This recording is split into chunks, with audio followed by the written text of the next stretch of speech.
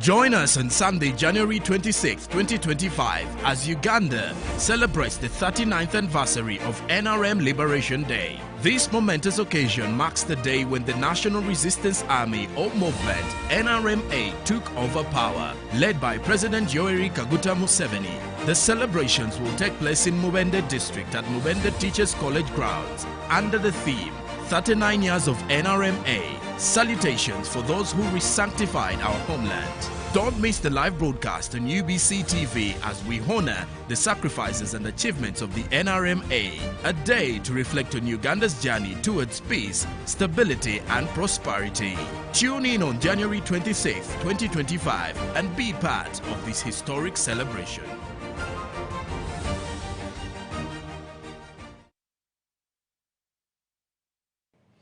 Good evening and welcome to Behind the Headlines. My name is Timothy Nyangweso. He said, not just a mere change of guard, but a fundamental change to the politics of this country at the steps of Parliament. What does that fundamental change look like?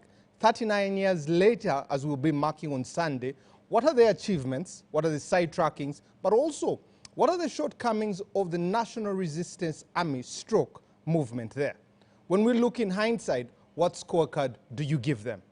Today, we'll look at that and look at especially coming from the 10-point program to the 4 pillars there, but also the essentials of this country, the economics, the security, but most of all, the services that are meant to be delivered to you. How far have they gotten to all the 146 districts? The panel tonight to discuss this, I'll introduce them from my immediate left. On my immediate left, Honorable Lydia Wanyoto, the chairperson of the Women's League at the National Resistance Movement. Good evening. Good evening, Timothy. Good evening to our listeners and our viewers. And Happy New Year 2025. Happy New Year to you too. It's good to have you. Thank you. Next to Honorable Lydia Wanyoto is Honorable Medard Sseggona, the Member of Parliament representing the people of Busiro East, but also the chairperson of COSASE. Good evening, sir. Hello, good evening, Timothy, to the panelists and to the viewers out there. Happy New Year, sir. And it's good to have you. A very happy New Year to you and to the viewers. The old man of the clan, Andrew Mwenda, the chief executive of the Independent magazine. Good evening, sir. Good evening, my grandson, and good evening, all my grandchildren in the studio and out there in the country and continent. It's good to have you back. I saw pictures of you with both the past and present Ghanaian presidents. Yes. As a grandfather of the continent, you keep moving around and visiting your people. That's what I do. Next to Andrew is Honorable Captain Francis Edward Babu, a flight captain and a veteran citizen at that. Good evening, sir. Good evening. Thank you for inviting us here in this new year. On this new year, when I got surprised, a man became president in one day and he already have finished his 100 days. Sacked people, employed people, and suddenly he's broken relationship with everybody he doesn't like. WHO. He has told the European Union he's going to stop the money. He has told everybody that America is going to keep the money at home, not to finance people outside his country, to make America great again. I hope we can copy that. Can we make Uganda great again? We shall see at 39 if we shall make it great again. Lastly but not least, Honorable Dr. Chris Baryomunsi, Minister in charge of ICT and National Guidance. Good evening, sir. Good evening, Timothy. Good evening, panelists. Good evening, viewers. I am happy to be here. Thank you for inviting me. I think when you say making Uganda great again, Uganda has been great under NRM. That's when it tested greatness. So it is already great and getting greater. We shall be evaluating the 39 years to see if great has gotten anywhere. Yes. You can be part of the show. Go to our YouTube handle there. Let us know what you think about the discussion here. Make a comment and drop it there. Or our X platform, hashtag UBC Behind the Headlines. Use the number 0709 60 25 92, both for text and WhatsApp. Let's jump into this conversation. The celebrations will be in Mwenda this weekend on Sunday, and they'll be celebrating 39 years. The biggest question, are we celebrating or commemorating these years? Andrew, let me jump to you. I know, first of all, you were shocked by Trump's comments and leaving the World Health Organization. The president stood at the stairs of Parliament, said not just a mere change of guard, but a fundamental change in the politics of this country. What does that mean, and what have the implications been in 39 years, in your view?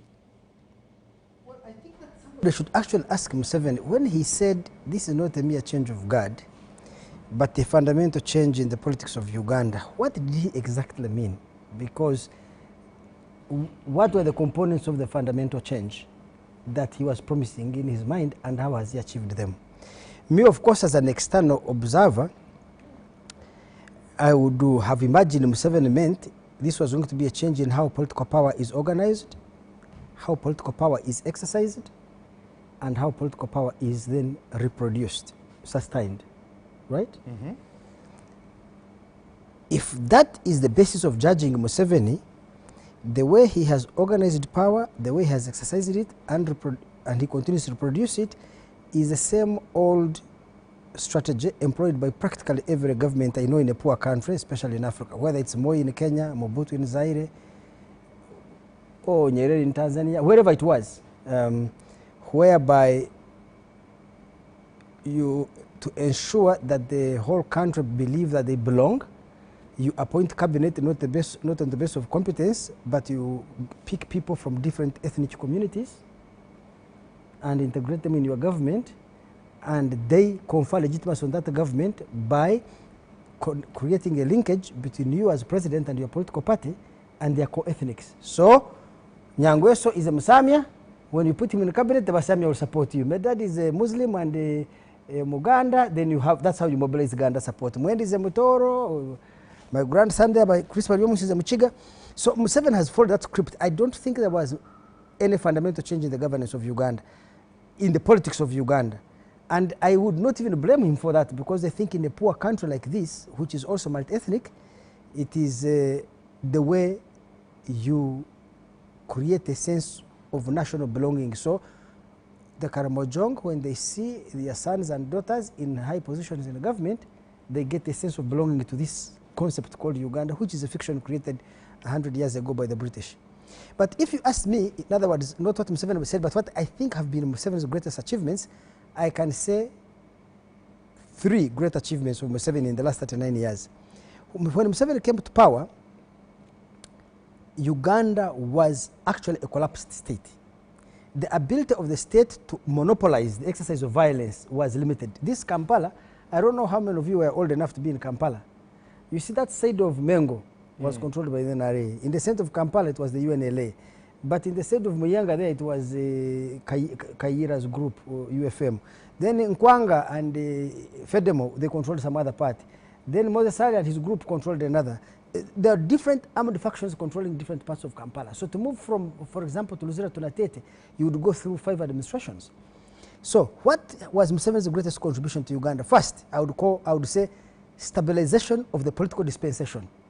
It was not obvious at that time that you could stabilize Uganda. So what Museveni did is he not only defeated all contenders, all armed groups that were contending for power, and he used both carrots and sticks. He defeated them on the battlefield, and after defeating them on the battlefield, he would then bring them into the fold and negotiate with them, integrate their soldiers into the NRA, later UPDF, and their political leaders into government. So he was able to win both militarily and both exercise sufficient political brilliance to ensure that their political laws are accommodated. In that sense, he was able to stabilize Uganda, which was not obvious at the time. Remember that Uganda, Museveni has fought, I think, 22 or 25 rebel groups in different parts of the country and defeated all of them by both political accommodation and military victory. So that is one. The second thing I think Museveni achieved was to put Uganda's economy on the, what I would call the rails of long-term growth. Because when Museveni took over power in 1986, I told you last time, Uganda's GDP, at the time of the exchange rate fixed by the government was $4.9 billion, 4.9 billion. But if you adjust to actual GDP at market prices, it was about 2.1 billion. If you adjust at 2.1 billion of 1986 to 2024 figures, it comes to about 4.5 billion or $4.1 billion. I need to remember the details. So 39 years ago, Uganda's GDP was 4.1 billion and Uganda's population was 16 million. 39 years later, Uganda's GDP is 58 billion and the population is 46 million. So the economy has grown by leaps and bounds. And that is because Museveni, when I say he put the economy on the rails of long-term growth, he did the three things which I think were fundamental to alter Uganda's economic trajectory. One, he ensured macroeconomic stability by always ensuring that you don't have runaway inflation that we are suffering from. The second thing is established institutions like the central bank and the Ministry of Finance. They are now losing their independence and their competence, but they became very strong pillars of economic management. So he established economic institutions, and three, he established political stability, which is the foundation of also economic growth and investment. The third thing, which I think was Museveni's greatest achievement, is he tamed the army. The army in Uganda had run out of control. None of you guys were born at the time. Maybe Francis here was there. You could reach a roadblock, you could be killed anytime, you could be looted officially by the army at roadblocks. There was so much chaos, terror, and brigandage by them. The army had run amok. Today, you can walk on the streets, meet the general of the UPDF, and he disturbs you in a bar, you punch his nose, and walk back home knowing that he cannot pull a gun at you. So, the taming of the army, the stabilization of the political dispensation, and putting the economy on the rails of growth over the long term. You see, if you look at over the last 40 years, Uganda has maybe the 11th fastest growing economy in the entire world. Okay. And this is even a remarkable achievement for Museveni because at the time Uganda begins her growth journey, Kenya had started stagnating. Tanzania was still stagnating. Congo was falling apart. Sudan wasn't functioning. Rwanda was part of that time under civil war. So it's, you know, growth is also a kind of ecosystem whereby my growth gives you what we call positive spillovers. So, but Uganda grew at a point where all its neighbors were in chaos.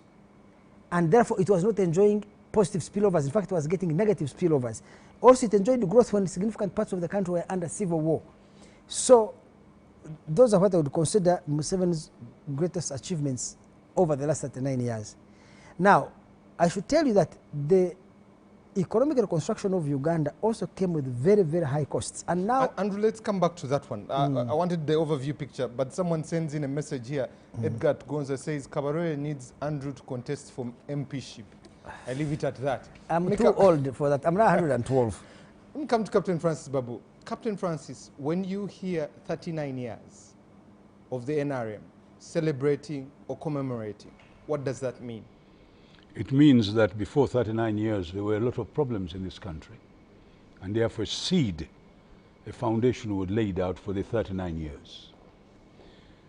When we got our independence, the British had sown a fantastic seed. It was called divide and rule. They had created an atmosphere. We even got a parliament which was built on the size of the House of Commons. And they brought the system of the parliamentary system of government, Westminster system. We tried that one. The people who got in power had been put there, not on ideology, but on a basis of divide and rule. And it started in 1950, when the two parties were formed, and the British wanted to start the process. The two parties were led by people from the central region. They were not happy about it. They went to Nairobi, got somebody and put them in one of the parties. It was divided into two. We ended up with the UPC and DP at the end. There was the Buganda question of federation. There are all sorts of things that happened at that time. That's when the seed was sown to make this country rather difficult to rule. From 1962 onwards, things started happening. what has never been done. And this was a system of the imperialists which they left in every country they left behind. They left a system that was unworkable, if you like. If you take our 1962 constitution, it was totally unworkable. Can you imagine a constitution with three systems, a federal, a semi-federal, a unitary?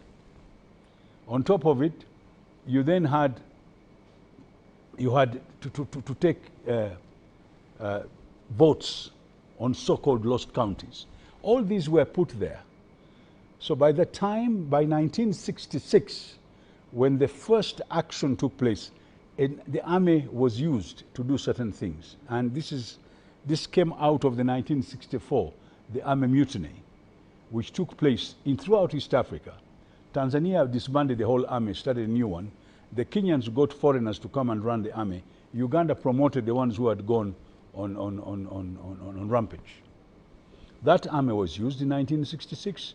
The same army in 1970-71 removed the government.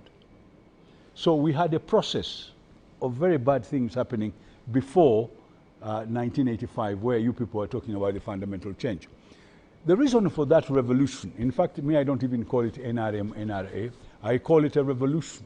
Several groups started a revolution to change this country. Before we get there, Captain, if I may pose a question, for how long are we going to blame the imperialists for the way our country is being run? I'm not blaming them, I'm telling you they did it. Nobody's blaming them, they actually did it.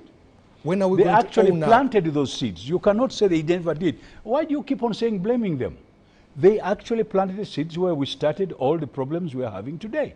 You cannot say they were not there. And this is I find a modern groups of people using this. Well, we are blaming them. We are not blaming them. They actually, for 70 years, I want you to tell me if they brought their systems here and they started teaching our people how to use it. They started in 1962, after the conference in London. Before that, there was nothing. They ruled us directly from London. You cannot say it was not there. You say you are blaming them. We're not blaming them.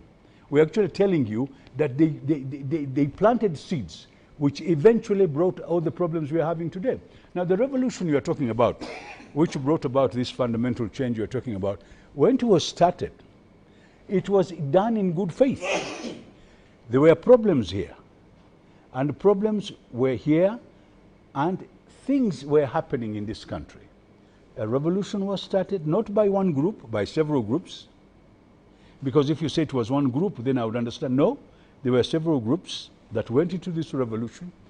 They wanted to change what was happening in this country, where after election, parties would cross the floor. In 1963, they crossed the floor. You did not have even an opposition, so multi-parties died there. In 1980, they crossed the floor. There were no parties there. Army was being used to control the state.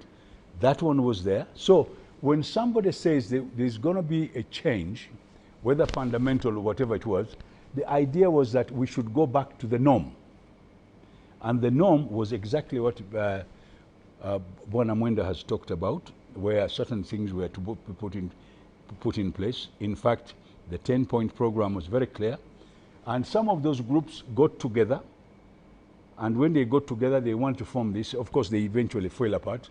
But the idea was to have that 10-point program help the country to get out of that problem and start building a process which was going forward.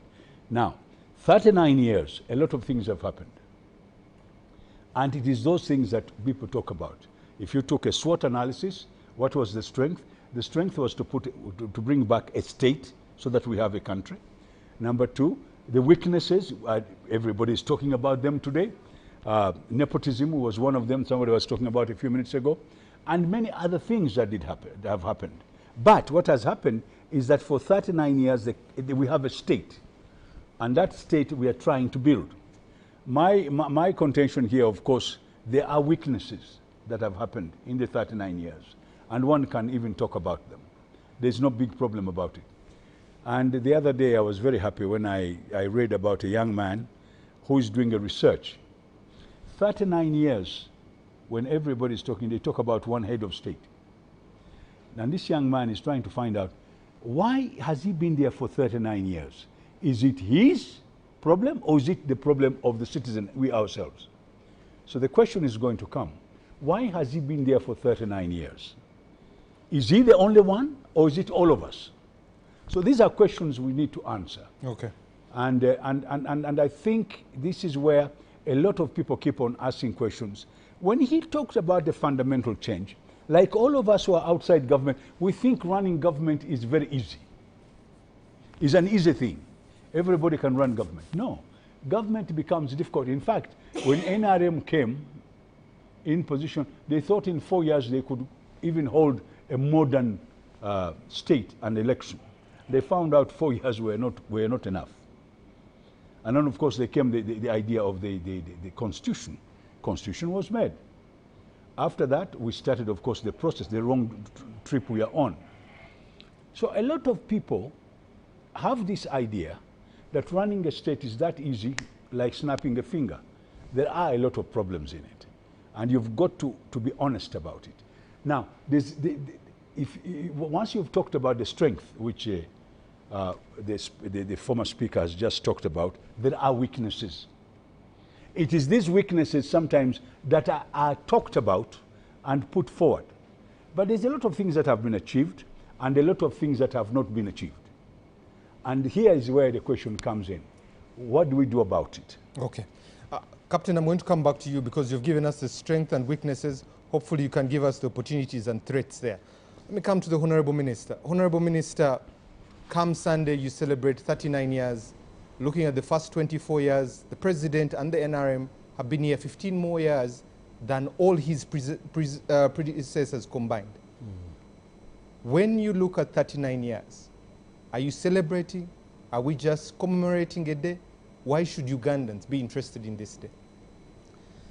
Yes, thank you very much, Timothy. When the President said it was a fundamental change, I think he was looking back at what Uganda had gone through from independence. And the post-colonial state in Africa really failed in most of the cases, including Uganda. From 1962 to 1986, those were 24 years. But we had about 10 presidents who were being changed like the way you change your shirt or your dress. You hear President so-and-so has been installed, a few days later he has been removed and so forth. So there was turmoil, there was chaos, and the state had failed and collapsed.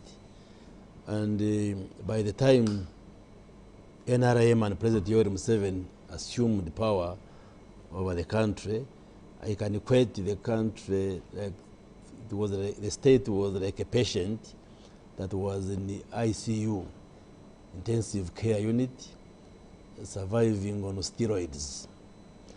And the initial years of NRM were basically to resuscitate the country and get it back to its feet. So there was no democracy, no respect for human rights. People were being killed left and right. The army was on rampage. The economy was on its knees. And that's why he says, no, we have come to write a new chapter for Uganda. And why we celebrate the 39 years, I am sure those who have lived before 1986 and have lived after 1986 can make a comparison. What happened to the country after independence to 86 and what has happened since then today. There are remarkable achievements which have been registered. But of course, aware that Uganda is on earth, it is not in heaven, where there is perfection and excellence. There are challenges, but a lot of progress has been realized. If you want to capture the spirit of the NRM and NRA as it came, you read through the 10-point program, which captured the vision and the direction NRM wanted to take. You look at democracy, issues of security, issues of social services, issues of reconciliation and national unity, all these issues, rehabilitation of ravaged areas, and you can assess the performance of NRM in the 39 years, whether something has been done. And indeed, like Andrew, as well as the captain here have said, there are lots of achievements which have been registered. Look at the area of democracy, for instance. from 1962 to 1986, we had about 10 presidents, but we had elections only once, December 1980. So you would ask, where were the other presidents coming from? At least now you are sure that every 5 years, Ugandans cast the ballot and choose the leaders that they want.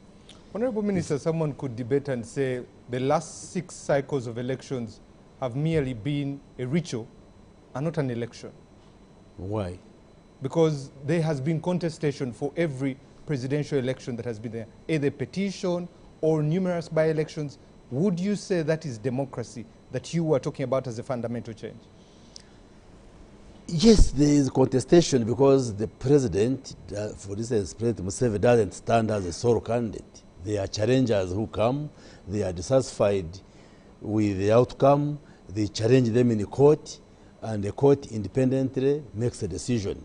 So what do you want to call democracy? You mean democracy means a president being defeated? That's what you call democracy. Democracy means Ugandans are able to cast their ballot and choose leaders of their wish. Look at parliament. You look at the attrition rate in parliament. We lose close 70%, 70 to 80% every term. So who is replacing the members of parliament? Look at the local governments. I know the concern people usually raise that it has been President Yoweri Museveni on the top all through. Is he forcing himself from Ugandans? The answer is no. He subjects himself to the will of the people, and Ugandans still have confidence in him. So should he apologize for being loved by Ugandans? No, because we went into multi-party dispensation, and the NRM as a party still feels that's the candidate we want to present. And other parties have an opportunity to choose their best flag bearers, and then the flag bearers go to the public. So I do not see any problem with that. What is important is Ugandans having the right and having the space to cast their ballot and choose whoever they want. And every 5 years, they do that. So in the area of democracy, in the area of security, I'm sure everybody appreciates that Uganda is secure from corner to corner. And NRM and Yoweri Museveni have done great work in that area. If you look at the area of socio-economic transformation, for instance, if you want to go scholarly, you can look at quality of life indicators, how they measured in 1986 and how they measure today. I can sample for you some of them. Life expectancy at birth. When NRM came to power, it was estimated at 47 years. It fell because of HIV AIDS to 43. In the late 80s, early 90s, it has now risen to 68 years. And you can check different countries that have been able to raise life expectancy at birth in that range within a short period of time. Look at the maternal mortality ratio. That's a measure we use to look at the mothers who die because of pregnancy and childbirth-related complications. It was at 700 deaths per 100,000 live births. That's the unit that we use. It has fallen from 700 to 189. Look at the infant mortality rate. Infants who die before their first birthday. It was at 120 deaths per 1,000. It has now fallen to 36. Those are quality of life indicators. Look at the population that is below the poverty line. It has fallen from 56% to 20.3% today. So all of these show that the programs and interventions which have been implemented under the 39 years of NRM have had progress. Of course, there are challenges here and there, and that's why we exist as leaders to address those challenges. So, yes, is it a celebration? You talk about all the My answer is yes. It's a celebration because they are remarkable achievements that are visible, that every person can see. Even if you are blind, you don't have eyesight, you can still see.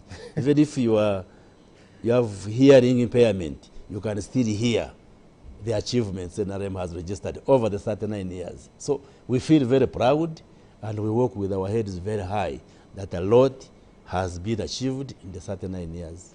I'll come back to some of the things you have mentioned there, but let me come to Honorable Lydia Wanyoto. There was the affirmative action. You have the 4 pillars that come from democracy, patriotism, Pan-Africanism to democracy there. 39 years, and let's scope it, 1985 to currently. What scorecard would you give yourselves as the NRM? While on that, let me face the cameras to wish all Ugandans a happy New Year. This is going to be our first National Day in 2025, but again, I'm sitting next to Honorable Sseggona and the senior citizen Babu and Baryomunsi. These are parliamentarians in their own right. We've just lost 4 members of parliament at the beginning of this year. We lost Honorable Segirinya, we were in Koboko for Honorable Badiri Margaret, then Honorable Cecilia in Kagadi, and just yesterday we were laying Honorable Margaret Komhanji to rest. So despite looking forward to achievements, we also want to stand by their families and their former colleagues. May their souls rest in eternal peace. That's not to say that we don't mind about other Ugandans. To all Ugandans that have had challenges in the past, and now we are together, and may the good Lord see us through 2025. Now, Sunday 26 will be marking 39 years of the Liberation Day for the NRM. That's 39 years. One of the takeaways and achievements of the 39 years is the 1995 Constitution that was able to anchor in an arrangement that looked at fundamental human rights. Of course, the Bill of Rights and Chapter 4, but most important, the affirmative action articles of that Constitution that brings people like women to be able to participate in some of the most important fundamentals of our society, including governance, including opportunities. The 30%, they are third in training and education systems. These have had an incremental positive impact to the socio-economic transformation of our country, but most importantly, incremental in terms of the social strata, women, the youth, people with disability, you know, and other sections. So the inclusiveness of our society has had a qualitative and positive impact. And that's very important for the economy and for the development of the country. Now, if you draw back 39 years ago and you juxtapose before the 39 years ago, you'll find that our country, in terms of the different social segments of our society, there is a bit of bridging the gap of inequalities.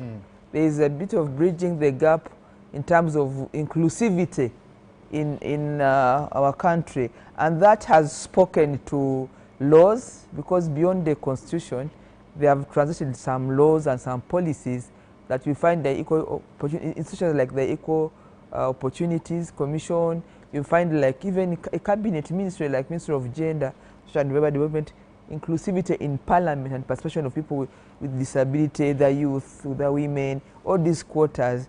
The people talk about a big parliament, but this inclusivity and participatory governance of our country in a way has contributed to the stability of the country. We are here to talk about 29 years, but 39 years, but you may realize that from every corner of Uganda, there is really a semblance of stability which we did not have 39 years ago. From Koboko, where I was last week on Wednesday, down to Chisoro, where I was earlier this year when we lost elections, in the by-election in Chisoro, to where I come from. Actually, I also lost Sarah Mateke. We've lost people.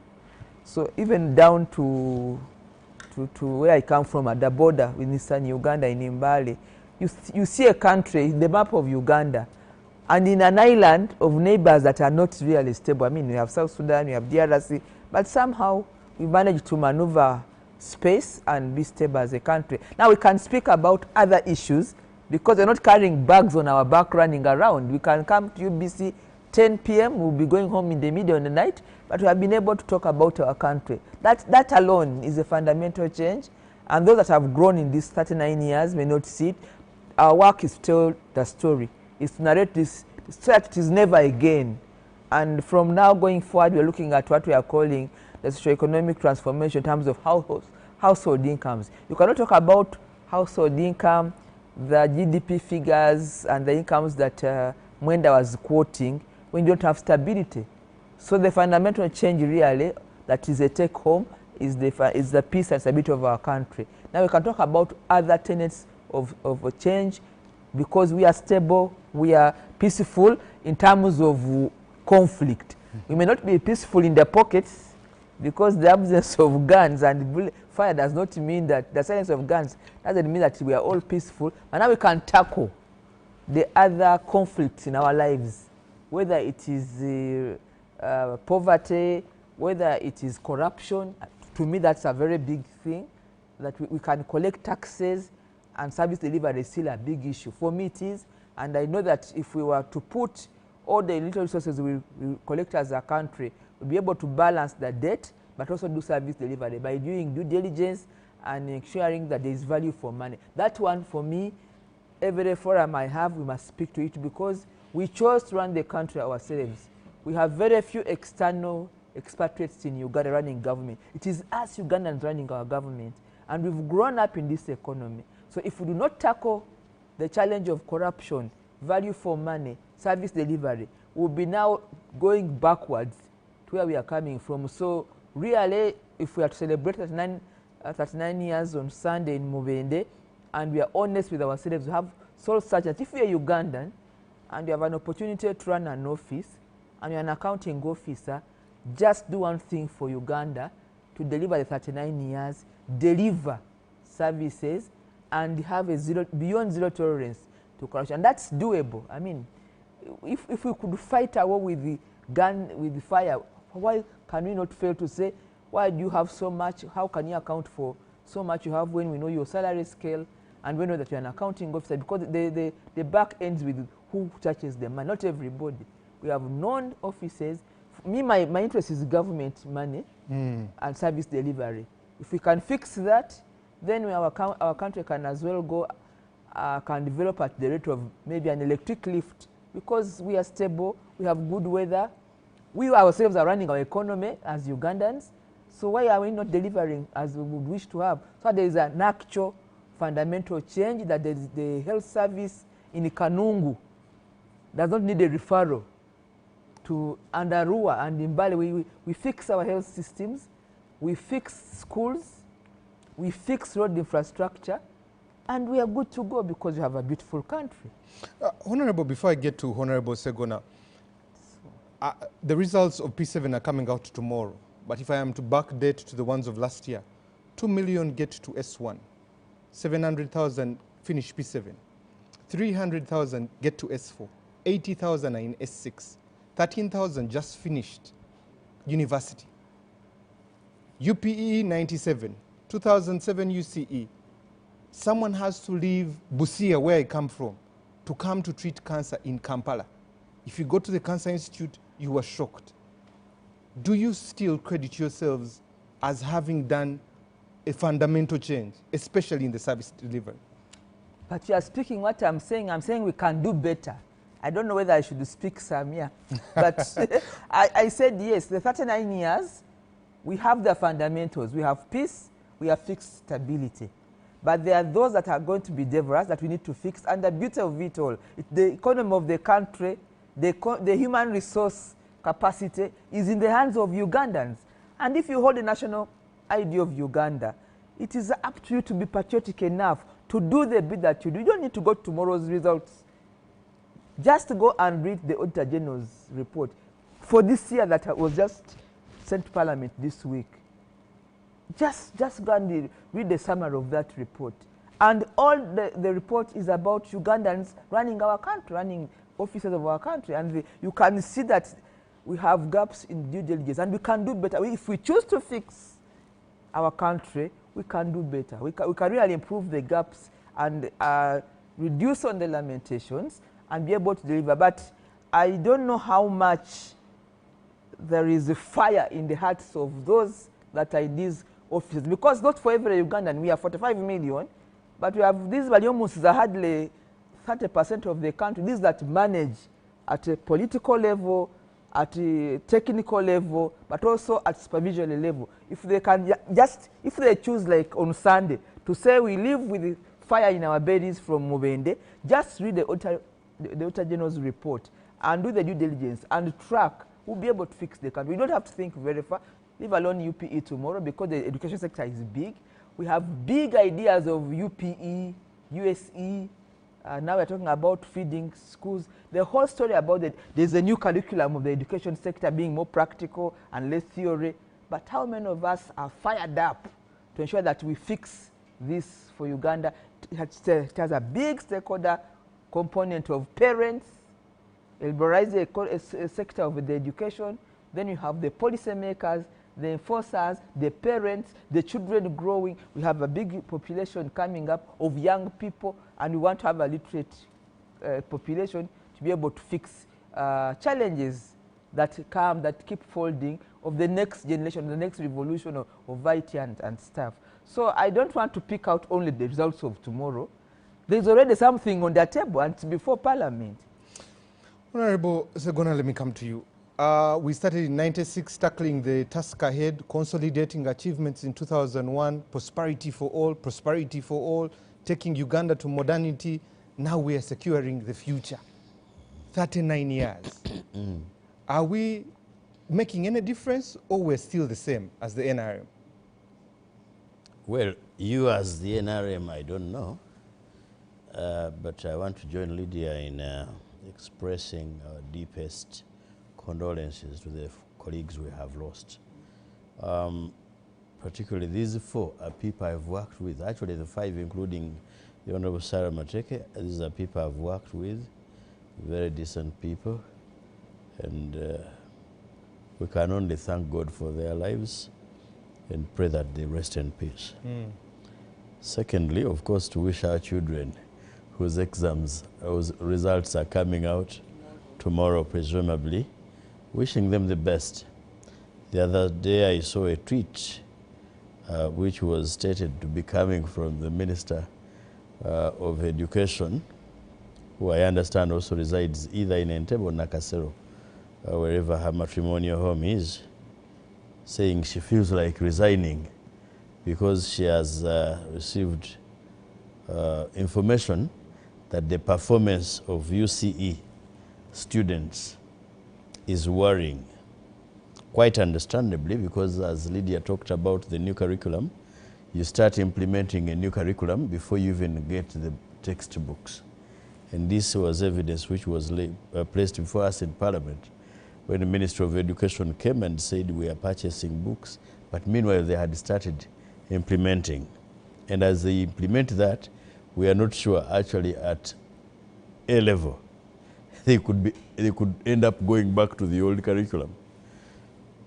So with regard to celebrations, I think the NRM people have reason to celebrate. You know, people don't celebrate achievements only. Some people celebrate failures. Some people celebrate the existence. As to whether the existence has been meaningful is a different matter. I understand that the government of Idi Amin would also celebrate the day they took over power. But depending on your perspective and where you're looking at things at from, people may celebrate while others are cursing. Now you can see they're telling you that the 9 years of Idi Amin were wasted years for the country. But Idi Amin and his group were celebrating. During Obote II, there were celebrations, I think, mostly in Bushenyi, where Obote II's government was celebrating the return of Obote. So NRM has reason to celebrate because it is a deal that went good for them.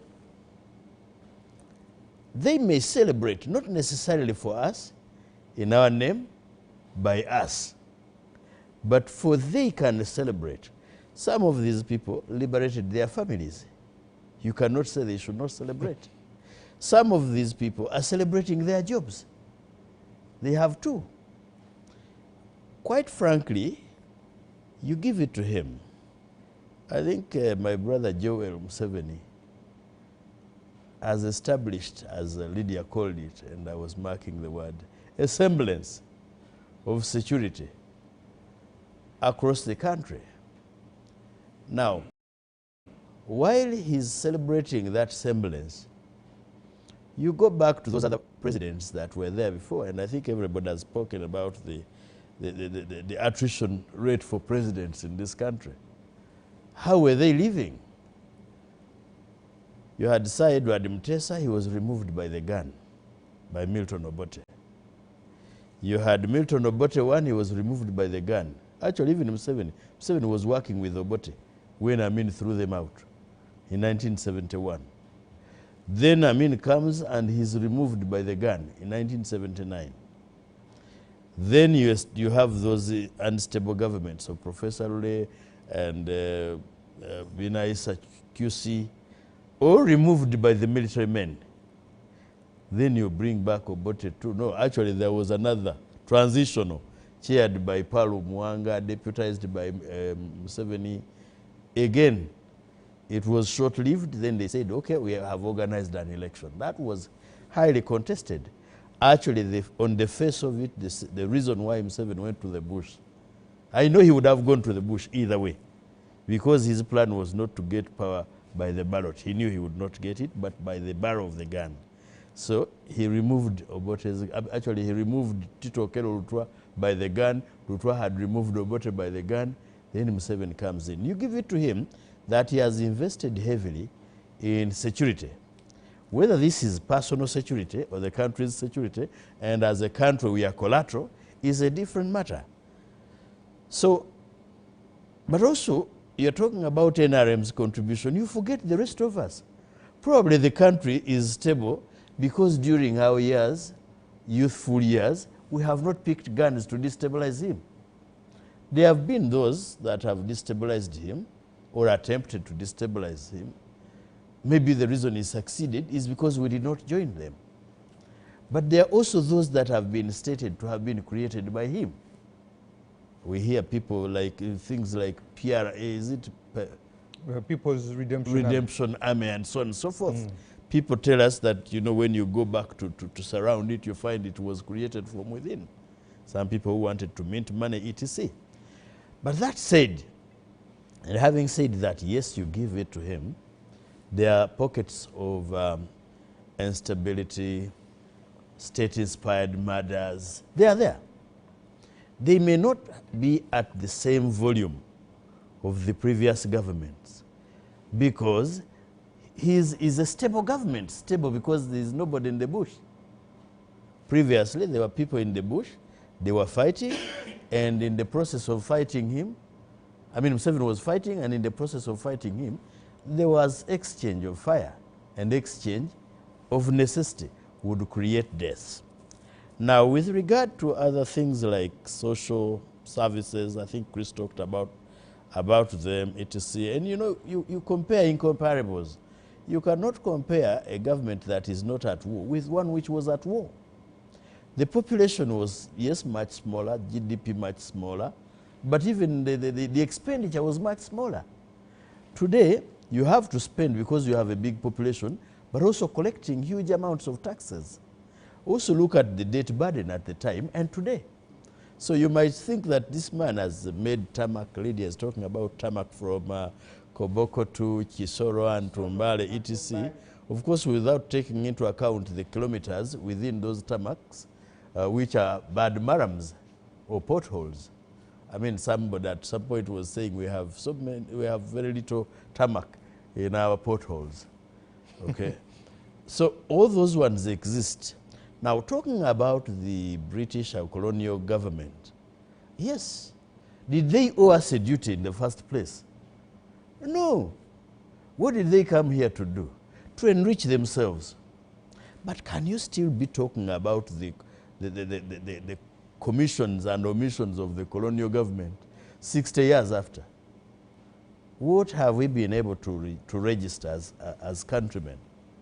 And of the 60 years, you have 39 under one person's rule. Genome 7, 39 years. As you rightly mentioned, 39 plus 15. I mean, the rest, I mean, 62 minus 15, the rest is his. Under his rule, you're talking about, Chris was talking about social services. lately I have been seeing something flying on social media. A tukutuku ambulance attributed to the Honorable Chris Baryomunsi. And I said, really, why are you harassing this man? For heaven's sake, it was even a big contribution that the minister could give an ambulance. It was a contribution from Rotary. Actually, it was not even donated by him, but by Rotary. The Minister Through my office of Information, the Minister of Information has an ambulance in his constituency. I don't know whether, I think lately you have some few kilometers of tarmac in your constituency. Previously, there is none. You have not been to the countryside. You are just a Kampala. You are a topsoil. Countryside does not mean your constituency. Or when I last went there. And this ambulance had a bed inside without a mattress. It is a remarkable achievement for the NRM to have a tuk-tuk ambulance without a mattress, with a bed, and somebody was placed there. The other day, Chris himself was sick, and there was, I don't know whether it was a joke or not, that they put him in a health center 3, and because of his size, he could not fit in that health center. They were saying that the minister, given his size, could not fit, and they even gave us a picture. Parts of his body were outside the clinic. That's the work of comedians. Like you. I don't know. He had to be flown to Kampala. Just imagine if it had been another person who cannot be airlifted. We lost a Minister of Health, Dr. Stephen Malinga. He died in Dabani Health Center, I think 3 or 4. When I heard Dabani, I had not known Dabani. I actually thought he had died from Durban, South Africa. He was a great friend of mine. So when they brought the body, they told us the story that in that health center, the Minister of Health could not access basic medical service. Now, that is an achievement of the NRM government. Education, if you have been on social media lately, I think there is a campaign by young people in this country to show us schools in the different parts of the country. There are those which are still roofed with, grass thatched. I saw a hospital in, where does Honorable Kuyokin come from? In Izombo. In Zombo, a hospital, district hospital, which was grass thatched. There are hospitals and schools in this country which are still roofed with asbestos. Okay? Now, the fundamental change you are talking about, even from a political perspective, and this is where I agree with Genome 7.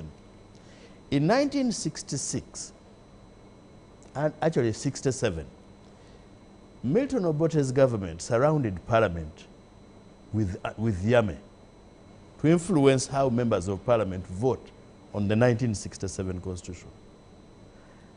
Genome 7's government does not do such things.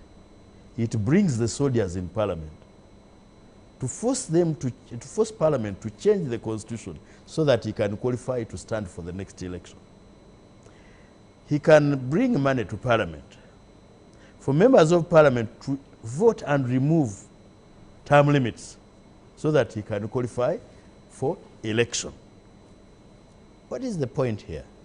As you go to celebrate, do an introspection and see what you have done for and to Ugandans. You talk about Vyame, I think was it Honorable Babu who talked about nepotism, etc. You know, the soldiers who did this were promoted. The man who killed people in Kasubi after torching the royal tombs was promoted. The man who provoked war against our neighbors in Kenya was promoted to full 4-star general and now to CDF. And as CDF, what has he done? He has provoked war against a section of people in DRC, saying the whites will attack them. Sudan, he has already attacked. He promised to overrun Kenya in 2 weeks. But To behead some people? to behead Dr. Besigye, who is on trial, to behead Kabobi, as he calls him, you tell citizens that had it not been for my father, I would have killed you. Now for you, Dr. Besigye, whether my father is here or not, we are going to behead you, and even set a deadline. Now that is the discipline in the army that people are talking about. And you know what he told Elweu?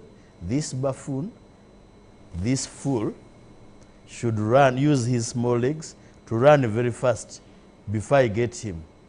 And you know, that one is okay because it is the man's son. Okay. And that is the discipline in the army. Thank you. So that is what we have to celebrate. I will not join them. Andrew, let me come to you.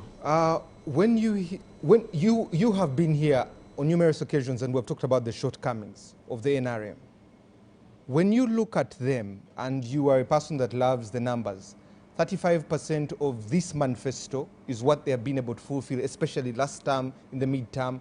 When you look at the numbers you've given us of the economics, the poverty, the security, the insecurity, when you look at this, can it be fixed by this government, and how? You see, I think that the tactical issues, yes. The fundamental problems that Uganda is facing today, like the lack of the public spirit in public service, are not a side effect of Uganda's reform process that can be fixed.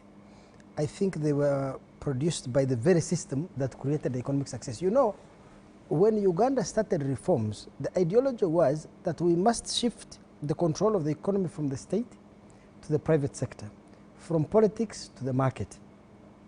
Decisions must be made based on market rationality rather than based on political decisions. So we privatized public enterprises. We liberalized the economy, deregulated many sectors of the economy. And the justification for those actions was that governments, this was an ideological position the government of Uganda took. Governments are inherently corrupt and incompetent. They cannot manage businesses. They cannot manage many things. That's why we should hand them over to the private sector, which is in itself not a very bad idea. But the justification of privatization and liberalization as because states are inherently corrupt and incompetent created a self-fulfilling prophecy. Because for then, if a person governing a state parastatal was incompetent, the solution was not to transfer them or to fire them. It was to privatize the enterprise. If officials of a particular state enterprise were corrupt, then they say that is inevitable because of state ownership. The best solution is to privatize. Now, what has emerged over the years within the management of the state is that individuals in the government can be incompetent, can be corrupt, and there is no punishment to them because that is inevitable, that is what is expected. The second thing was democratization. Theoretically, it's a very good thing, but democratization came with its own costs. Let me give you an example. Before we democratized it, before Museveni was subject to elections, he used to be the Speaker of Parliament. Chigongo was his deputy.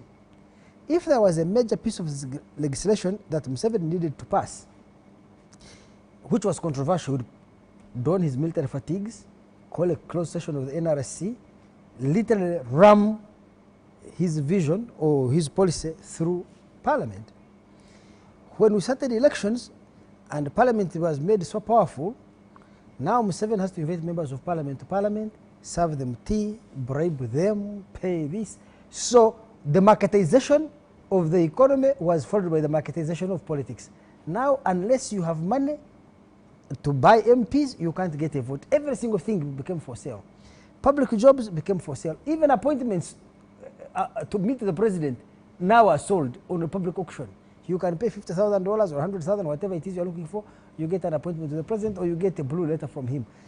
I mean, the systemic destruction of the public ethic or the public spirit in public service has been so thoroughgoing and comprehensive that I wonder whether it will be possible any longer to rescue Uganda. In fact, I've been thinking, who will be interested in the management of Uganda, making it a better place? Let me give you an example. In the year 2017, 2018, ADB gave us money, about $288 million to do roads in Kampala. In the year 2020, we actually gave out contracts. It's now 2025. These contracts were awarded 5 years ago. They have started construction. The construction has been going on, like me, I live in Luzira, for the last 2 years. There is no progress on it. The contractor who got the contract does not have the capacity to do the work. In fact, that contractor bidded below cost. The KCCA people at the time did notice that the money he was bidding to do the road was below what was capable. But you could not award the contract to a person, the second highest bidder. You had to do the lowest bidder. So they wrote to ADB saying, we would rather you give us, because ADB, the funder, has rules. You have to give the lowest bidder. But they wrote to ADB saying, please, can you allow us to vary this? Because this, the lowest bidder, is joking. The money he's bidded for is too low. ADB refused. There was nobody in Uganda to call ADB, because ADB, we are shareholders in ADB, we have a bigger say there. There was no one to carry the torch and say, ADB, please, save us from this contractor. One time, the consultant on that road to Luzira, the road to 6th Street, 8th Street, 7th Street, 5th Street, was not even signing the completion certificates of the contractor, and I think the two must have been colluding. For months and months, there was no work. I went to KCC, what is happening? The consultant said he's not signing, that's why we can't pay the contractor cannot do the work. I had to go to Kasaija. Imagine me, a private citizen, go to Kasaija. Can we call ADB? Can we have a meeting? They called ADB. The ADB. Finally, we had to appeal to ADB president. I think Kasaija Matia is a governor there, to fire a consultant here. And my own suspicion, even then and now, is that the contractor was colluding with the consultant, not sending the certificate so that he's not paid. When he's not paid, we pay the man prolongation cost, because it's us government. Our government consultant is delaying him. So if he goes 6 months without work, every day we pay a daily rate for all the equipment, all the stuff he has there. He's not doing any work for us, we are paying, right? So he can compensate. If you're a contractor, it is easier for you to compensate for the low bid with prolongation costs. You can delay the project and then claim it's the government that is causing it because of its consultant, and then you are paid huge prolongation costs. So I every day ask myself, who is there to promote Uganda's national interest, to ensure that this result comes? I told you last time, in 2015, I chaired the investor conference on the Jinja-Kampala Expressway. Construction was supposed to begin in 2019 and be finished in 2023. It's now 2025. It is last December that they issued RFPs, a request for proposals. I mean, if you commence a project in 2015, by 2020 you have not yet even started. SGR, when did it start? 2012? We are now 2025. They just signed a contract. After 13 years, trust me, they will finish construction maybe in 2058, when Museveni is running for his 100th term. Then you have, right now we are about to run out of electricity. I can tell you in 2 years, Uganda is running out of electricity. If you take 17, we discovered oil, I think, in 2006. It's now coming to 20 years. We have not yet exported 1 liter of oil. Ghana discovered oil with us. They've been exporting since 2010. Do you see? So something in the government of Uganda, the ability to take the interests of the public seriously is not there. Okay. And for me, this is, listen carefully, my grandson Timothy. This is intriguing because the government of Uganda has a democratically elected government. You cannot even say, it is empirically, you cannot say that this is because you have people who are entrenched in power for so long, so they have lost, they are not accountable to the public. If you look at elections in Uganda, every election, Timothy, every election, about 67%, that is 2/3, 67% of incumbents in parliament, except from 7, in parliament, in local councils, are defeated. We have a high anti-incumbency bias. This current parliament, there are 529.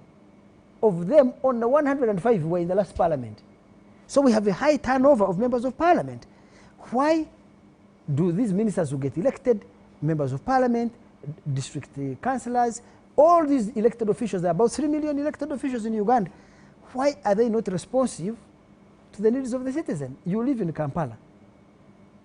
It has MPs, it has councillors, it has mayors all across the different divisions.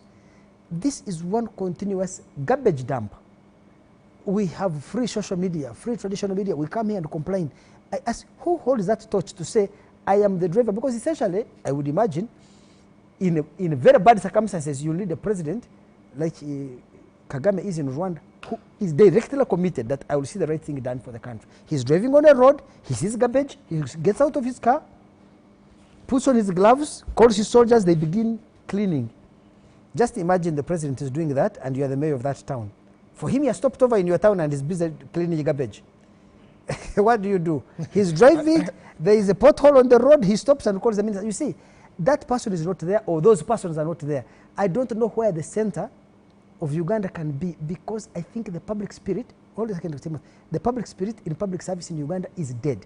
So you have this expansion of private wealth. You can drive from Kampala to Namugongo, from Kampala all the way to Kiengera, you can drive to far away out of town. People are building beautiful homes, buying expensive cars, doing apartment blocks and shopping malls, and all this is explosion of a middle class, explosion of private wealth. But the other party, the state, who comes to provide roads, to provide healthcare, to provide education, to provide water and electricity, is actually either incompetently doing so, except for water and electricity, but for other services, the state is either absent or incompetent. And for me, if you ask me, the worst legacy of Museveni's presidency is the destruction of the public spirit in public service. Okay. That we have lost a collective vision, so that public work has become everybody's out there for what is for their private gain rather than what is for the collective good. Thank you. Let me read some feedback so that we take a break. Good evening, all panelists in the studio. More of our beloved Honorable Lydia Wanyoto for the wonderful presentation. I want to inform you that this time around, you have our full support in Mbale. Okay. Honorable Lydia, you seem to have support. I have liked what Andrew has said and the way he has explained the issues. We are also interested in hearing from what the Honorable, both Chris Baryomunsi and Honorable Wanyoto, have to say about the public service. Okay. The beginning days of NRM around 95 were fundamentally and very instrumental in building the nation, but at the end it is marked with a lot of unthinkable leadership errors under the watch of the NRA, and that is too bad for government that has lasted 39 years. No need to celebrate the NRM Day as a national public holiday, even using state resources, whereas the NRM is a political party. You celebrate a day for rebels making a coup. You celebrate when some of your comrades are harassed and detained. This is teacher Simwe, a senior citizen in Mbarara. Okay? Lastly but not least, this is Edgar at Gonza. He says, how can Uganda continue to build and gain liberation struggle to create a brighter future for the country? That is Captain Babu. What lessons can we learn from Uganda's liberation struggle that can apply to the current national and international challenges? That is to Dr. Chris. And finally, so that we take a break, Simpson Muhwezi. Thank you for the show, Timothy and the panelists. The NRM, with no doubt, picked Uganda from the mud, or the turbulence and political uncertainty. Undisputed fact. However, the time the NRM point of focus were weakened by the greedy politicians with village excitement, poor management that is characterized by more African liberation governments until another revolution, including or within the NRM, where personal interests of elite are refocused into the favor of national interests. The current challenges won't go away. I feel the president's people are the ones letting him down, with the exception of a few. Okay, messages are still coming through. Let's take a quick break. When we come back, we'll be analyzing especially the 4 pillars and digging deeper into some of the pillars that are security, the economy, and the social service. After this break.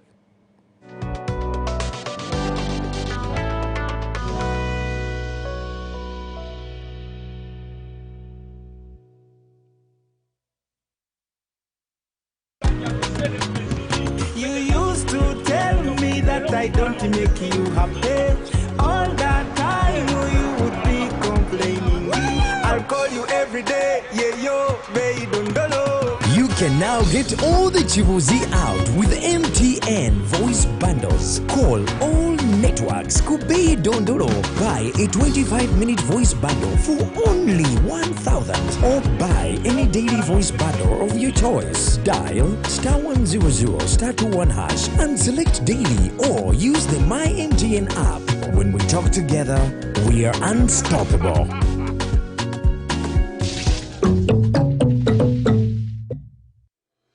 The National Liberation Day, held on the 26th of January every year, marks the overthrow of the previous government by the National Resistance Movement /Army in 1986. The theme for the 38th NRA Victory Day anniversary celebrations is Building a Country We All Cherish. On Friday the 26th of January 2024, all roads will lead to St. John's Secondary School Wachitaka in Jinja City, Church of Uganda grounds for the anniversary celebrations. Don't miss the celebrations live on UBC. In a nation hungry for truth, a world where every story matters, there exists a beacon of trust and reliability. For decades, they've been our voice and our window to the world, holding the mirror of our history. With 4 TV stations and 11 radio channels spanning 27 languages, they stand as guardians of information, defenders of truth. With Maskari Heritage Advantage, they uphold every citizen's right to reliable and free information. Their archived stories shaped our past and illuminate our present. Yet now, as new challenges arise and the world evolves, their mission faces its greatest test yet. Be part of our journey and let's navigate the unknown, uncover the untold, and safeguard our future together. Tune into your public broadcaster, for it is the intersection of trust and truth. Because to UBC, your story, and every voice matters. UBC, inspiring Uganda.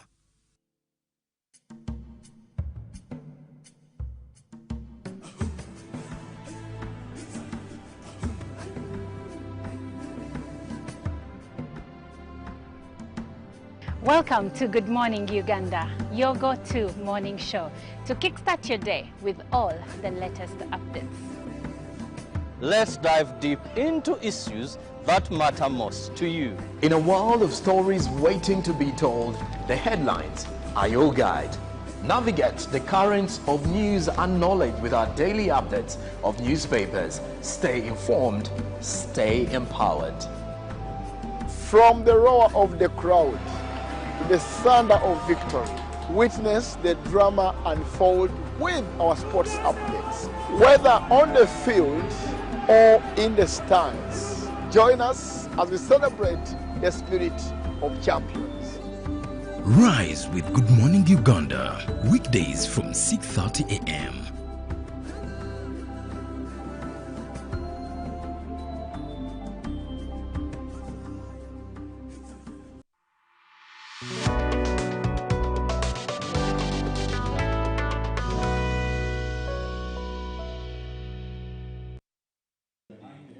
Welcome back to Behind the Headlines. My name is Timothy Nyangweso. In the studio, I'm joined by Honorable Lydia Wanyoto, Honorable Medard Sseggona, the old man of the clan, Andrew Mwenda, Honorable Captain Francis Edward Babu, and the Honorable Minister, Dr. Chris Baryomunsi.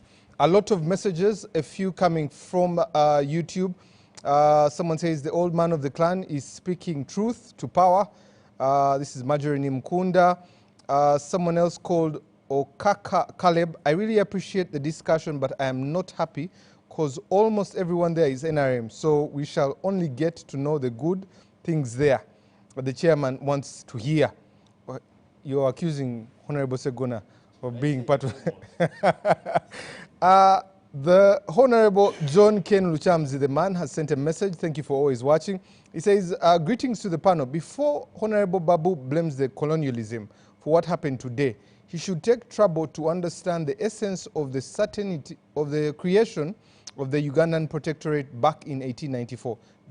The Protectorate symbolized recognition for native rule. Ugandan leaders are the source of the current chaos in the country. Thank you very much. Just a few more here. This is Kasim from Mayuge. NRM did good in the beginning. Even those SEC members know the truth, because what was happening before NRM took power, now even beyond, like gun violence, human rights violation, income inequalities, among others. Thank you, Timothy, for the show. And hosting those politicians. As citizens, we're tired of excuses of colonialism.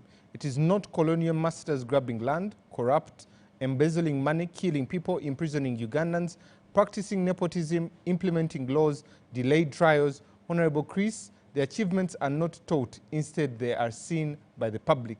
This is Martin, a health professional from Chebando. Okay?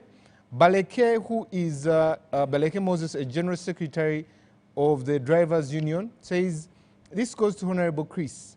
When he was a commissioner, he helped the MPs' drivers to get waiting space shelter at the parliament. Pending is the poor remuneration for both the drivers and the political assistants to MPs. Okay? Finally, Timothy, it is sad to hear that the Honorable Minister is limiting his understanding of democracy to elections of 5 years. Does he look at the political environment, voter bribery, intimidation, meddling of security officers in the election process, ballot staffing? I was born 5 years into the NRM leadership, but I give them a bit of credit for political stability, though for about 20 years, it has not been easy for us in northern Uganda. This is George Iniganga. Okay. Captain Francis Babu, education. This liberalization, Andrew hinted on it. Services like health and education, how do we resolve this after 39 years? Because education could be an equalizer. Health and education should be equalizers. How do we fix this, even with a liberal economy? Thank you very much. I'm a little bit worried. You people talk about symptoms. You like symptoms. You like to use them as sarcasm. No. What is the problem of our country? And this is where all of you go wrong. You go on picking up small things and leave the main reasons, the problems we have. What are they? You brought the word liberation. And I told you that liberation has a history. And I gave you the background of this. So what you did, you jumped on colonialism. This country was a protectorate of the British. Therefore, the colonials were here, whether you like it or you don't. So that's point number one. And they set up a stage on which some of our political leaders started from. At independence, we had, I told you, a Westminster government.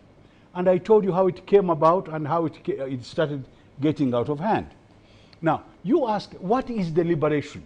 The liberation was the political powers at the time, and why the time we're getting liberation is because we had problems in our political leadership. All the way. Whether you like it or you don't like it, it was here. So now you have picked up symptoms.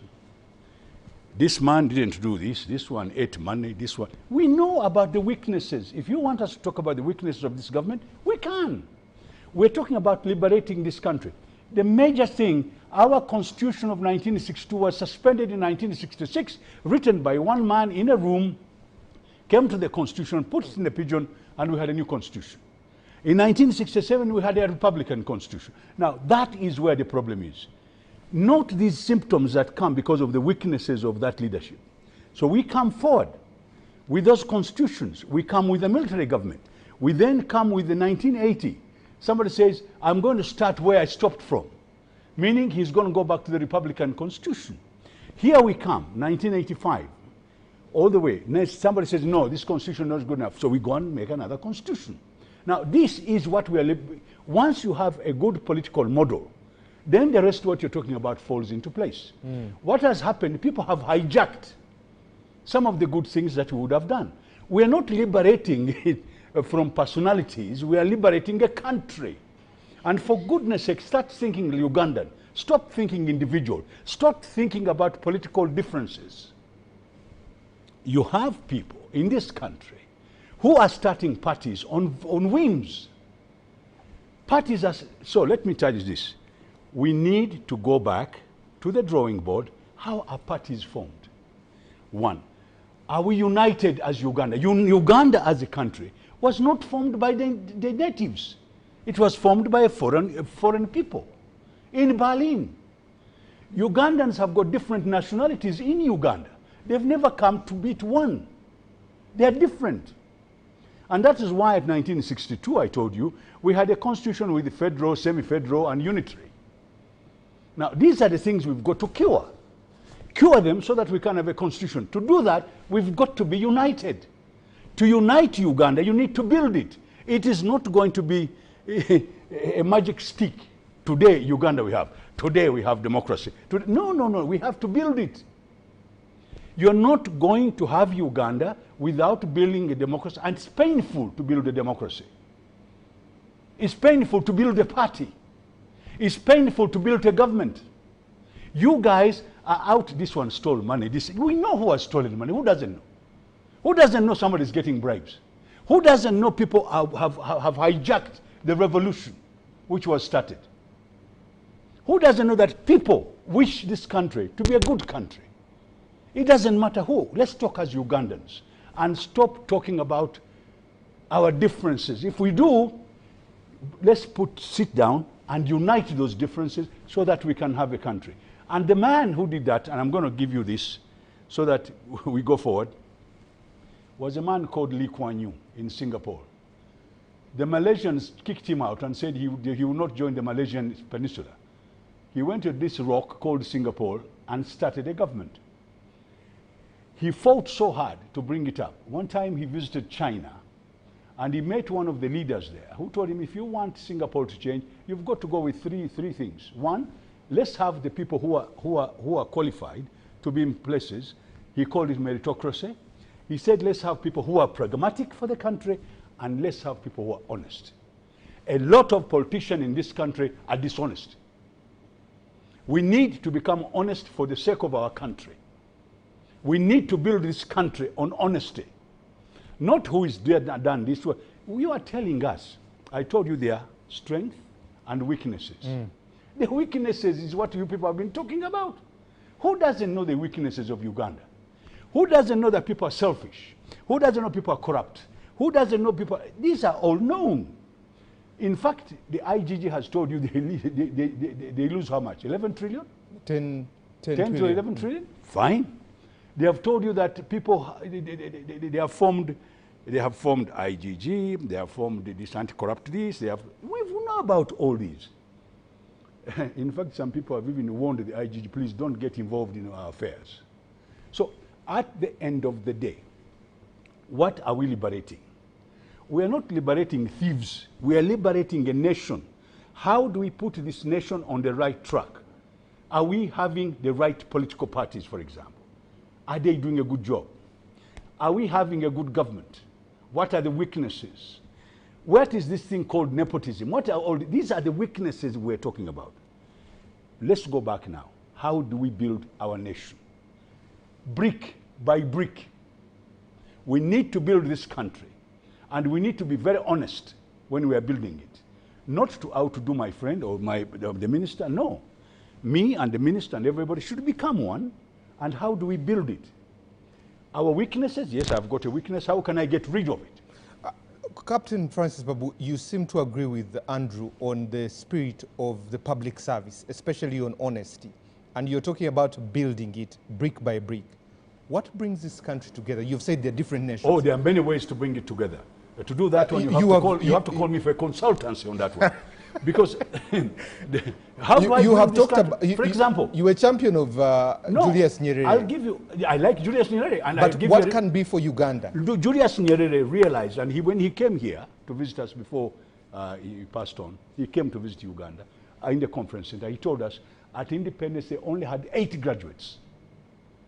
So when they elected the government in Tanzania in Tanganyika in 1961. He went and thought very hard who to make the vice president, and he looked for a primary teacher called Rashid Kawawa, made him the vice president. Why? Because the majority of people could understand Kawawa, they would understand people like us. He united people, first of all, on something called Ujamaa, which ends up saying brotherism of some sort. Then number 2, he called it Undugu. Number 3, he brought the cement which put them together, the language.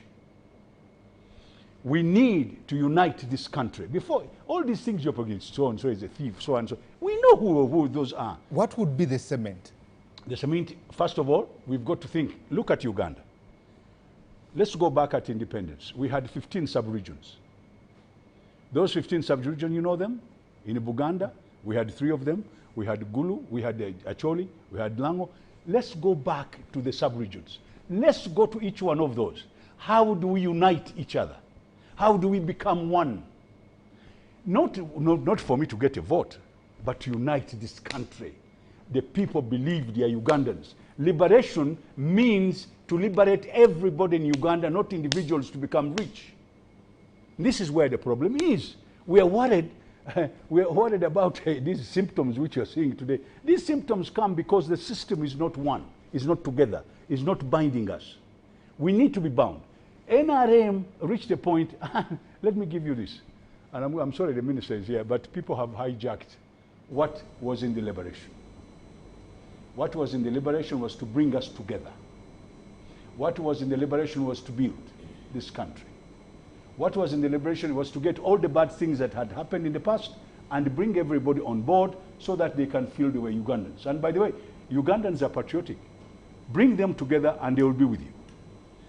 Play with them and they will fight you.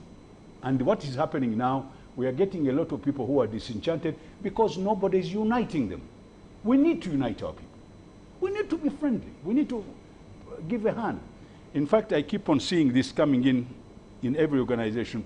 We are now getting tough characters, banging tables, and I don't know doing what. No.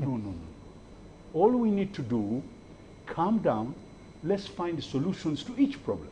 The reason why we send all of you to school, by the way, is not for you to get first class and become the biggest man there. No, how to solve the day-to-day problem of yourself and the rest of this country.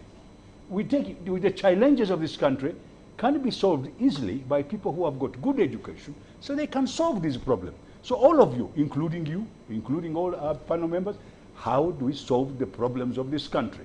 Not to keep on singing and holding, what would I call it? A cheek and say we have died. And no.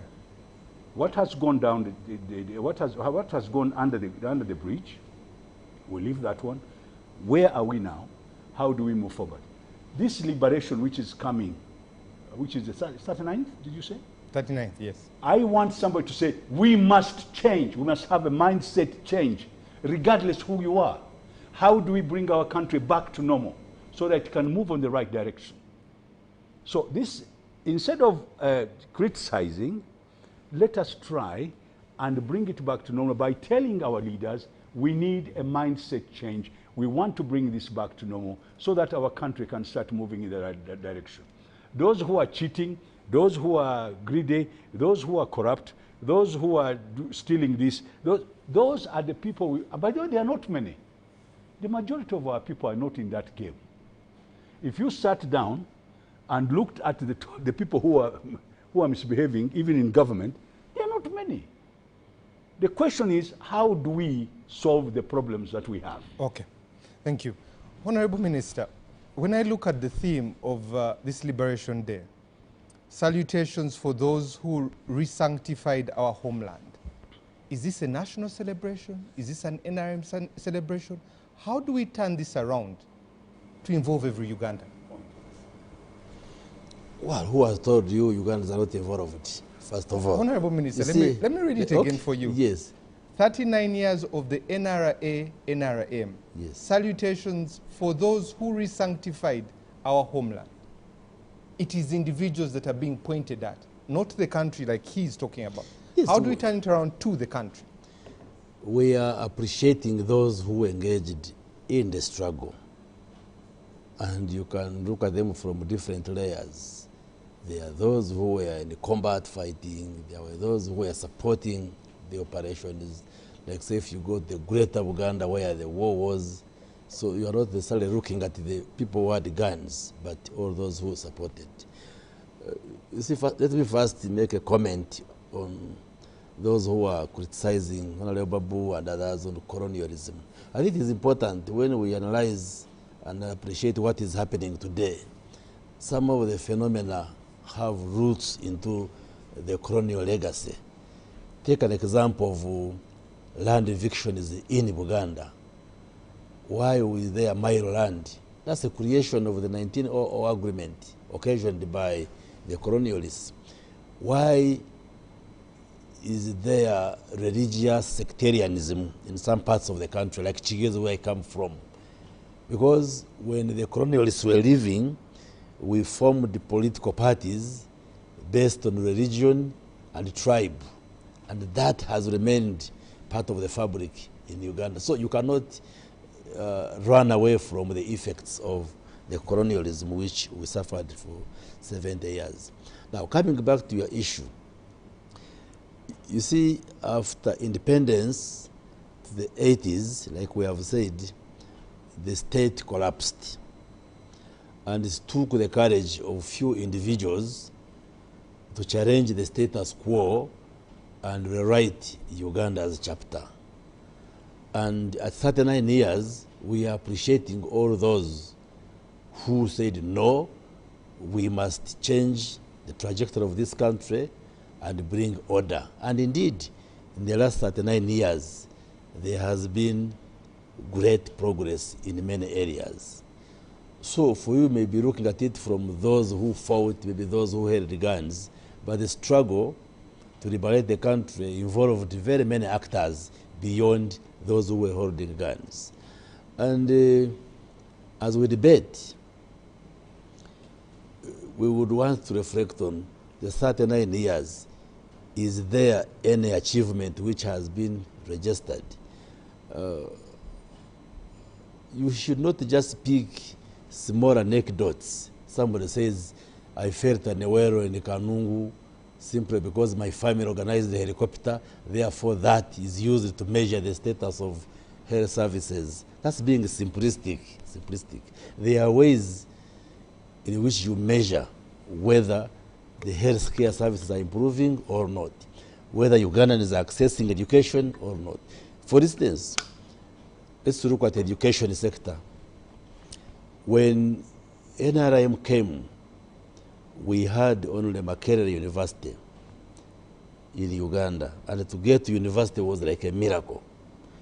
But today, almost every sub-region, those independence districts, Chigezi, Toro, Lango, West Nile, there is a university. And Ugandan children and young people have access to university and tertiary education. Yeah, there could be a challenge of access to decent employment, and we are tackling that. But at least access to education has been addressed. Even in terms of health infrastructure, for instance, there has been great improvement. And I said earlier on, we measure these through impact indicators. I challenged the health professional who said, yes, health care is seen. Sometimes it is not correct to just use naked eye examination and then you talk about impact. For us who have gone to school, you do studies and do comparisons. There are demographic and health surveys which we do across Africa, and then you test whether a country is moving or not. So, and this is an elite show. So you cannot just argue like a villager, a common person, as if you have not gone to school. Those indicators are what shows us. If you want to know whether you are progressing in terms of fighting poverty or not, you don't just say, because I have met a poor person on the street, therefore poverty is increasing. There are measures which, scientific measures which we use to measure. And in all spheres, whether you look at education, there has been progress. Health care, there is progress.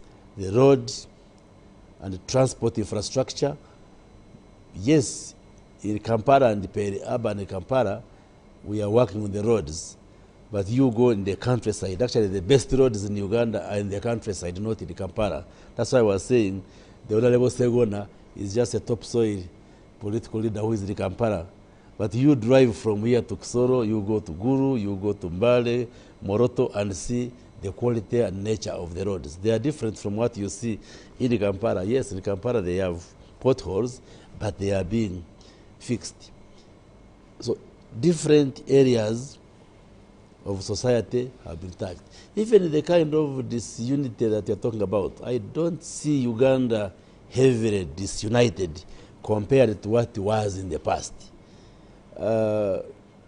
before independence, people from the north and east saw themselves as different from the greater south.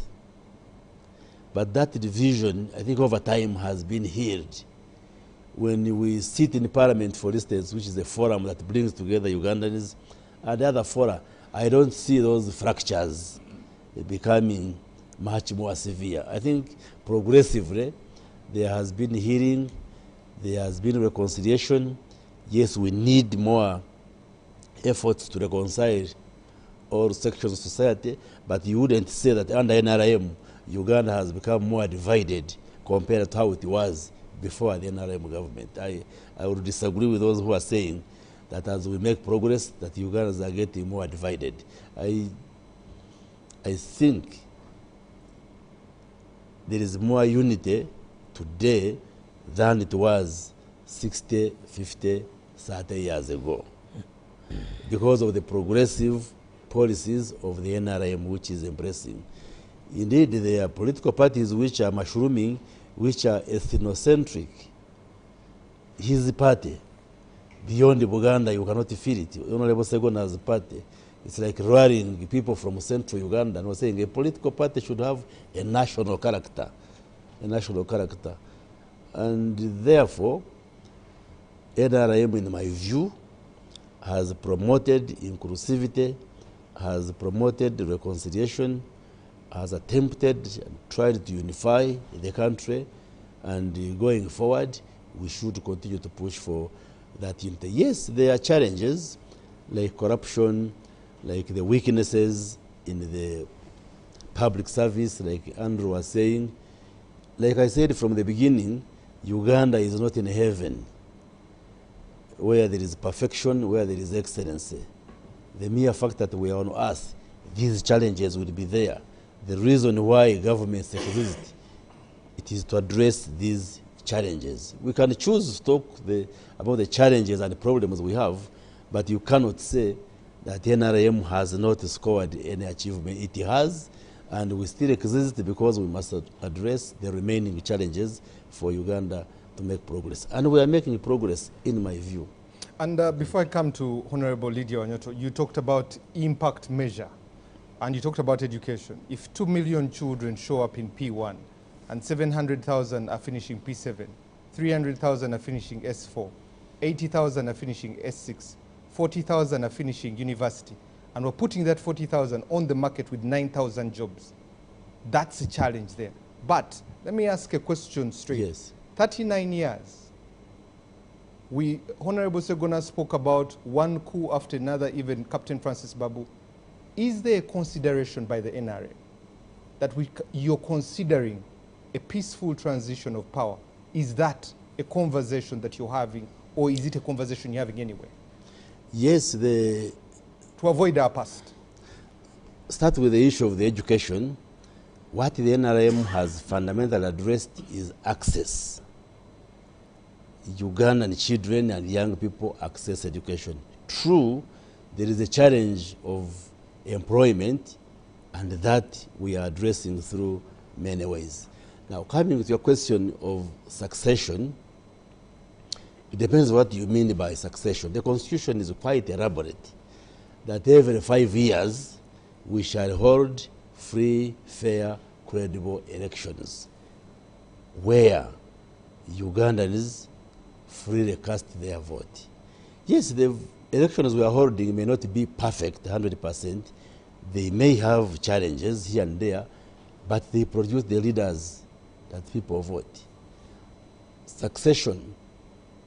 You heard, I think it was Honorable Babu, or it was Andrew, talking about the attrition rates at the local governments, at parliamentary level, and many other levels. Ugandans are able to change leaders and elect leaders of their choice. You look at the parliament, the FDC the other day was the leader of opposition. There was a transition, and now it is a NUP. What do you call it? That's succession. I know many questions when you raise the issue of succession, you are meaning President Yoweri Museveni. No, many people, I'm not saying you. To be clear, because yes. So if you talk of succession and transition, there has been transition all through. all through. We're grateful the elections. We're grateful under the for NRM government. I am not the first MP for Chinchills East. We have had the previous MPs. They left. I have been voted. Maybe time will come. There has been transition all through. But if you are referring to the top seat of the president, we went into a multi-party dispensation. Each political party brings the best person as a flag bearer, or you can come as independent. And it is up to Ugandans to decide on whom they want. It's like a football match. You have a football match, and this team A, has a good player who is scoring. You who is in the other team, you can't say, remove that player, remove him. It is up to the management of the other team to decide whether the player should be replaced or not. So what is the problem? As long as Ugandans are free to decide on whom they want, leave them to decide. Honorable Minister, so we're not talking about succession. We're talking about the future of this country. Yes. That is the discussion, that the NRM is in the driving seat. Yes. To decide the destiny of this country. Okay, I can answer you because I sit in the Central Executive Committee of the NRM. That yes, every 5 years we sit and consider applications from various NRM members who vie for political positions, including the presidency, and we bring a candidate. For now, we've been bringing President Yoweri Museveni. Time will come when we shall offer another candidate. Is he coming back in 2026? Yes, 2026 is coming back. But there are many people within NRM who will later on replace him. So there should be no cause for worry. We are 46 million Ugandans, and when time comes and President Yoweri Museveni is retiring, there will be many more who will come through NRM. So that should not cause any worry for Ugandans. Maybe so it doesn't mean that NRM will cease to operate or to exist with Yoweri Museveni. No, there are very many people. Maybe Andrew's prophecy of more than 40 years will come to pass. You are Andrew's having a smirk. Andrew's Noop, I thought you wanted him to succeed General Museveni. I am the official president of NUP. No. But it is Senyonyi and he picked Bobi Wine, for councillor. they cheated my votes. He picked forms for councillor. This is serious. They cheated my votes. Then they went to the national election. Museveni cheated theirs. Had they ensured that I be the president of NUP, I would have stopped Museveni from stealing their votes. In which case, NUP would now be in power. So we missed a councillor in a particular parish because he took the form but never returned. Let me come to Honorable Lydia Wanyoto. They stole my votes. Honorable, it's 39 years come Sunday. How do we turn the tide of very dissatisfied Ugandans at service delivery, at shortfalls by the NRM? How do we turn this tide around to make sure Ugandans see the good that you have done? I would also want to speak first of all to the theme.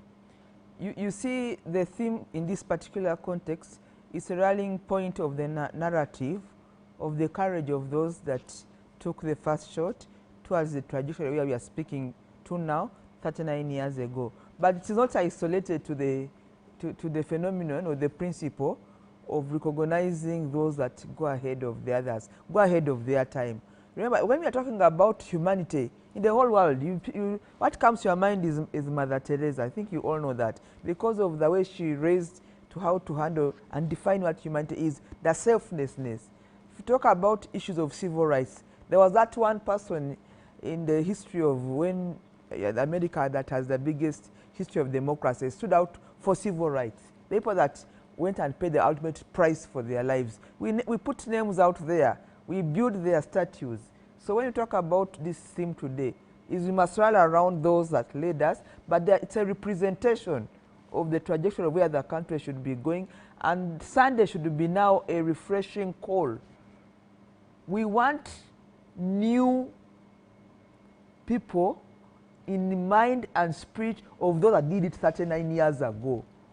Who are those, who are the new 39 years ago to take us forward to the new challenges we have today? That's what I want to see on Sunday, that we shall live refreshed, refired, like I said earlier, to be able to pay the price in whatever form to deliver our country to the current challenges. Because the challenges we have in Uganda today are not the ones that we had 39 years ago. So what is the fundamental change beginning on Sunday for the new challenges that we have in the country? And I don't feel any contradiction for us to list them. Because those guys that did it 39 years ago, they had a list of challenges that they went to fight.